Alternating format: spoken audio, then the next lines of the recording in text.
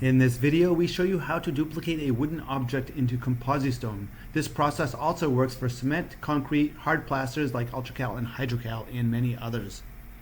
First, let's talk about the products that we use today. Bubble Buster, ComposiStone, a hard cement mixture that works great with ComposiMold. ComposiMold. This is the ComposiMold original. We used a 40-ounce container, but as you can see, I didn't use all of it. Vegetable oil mold release, a container that has the mold box.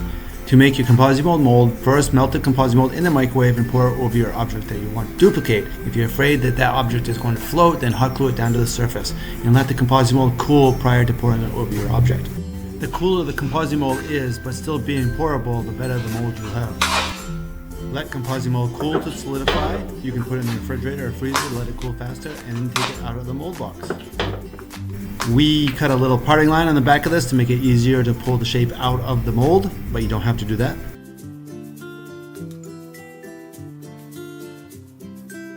Now for the casting material. ComposiStone is what we're going to use, but you can use plaster or cement as well. Mix this ComposiStone in with water and let this solidify overnight to make a hard casting.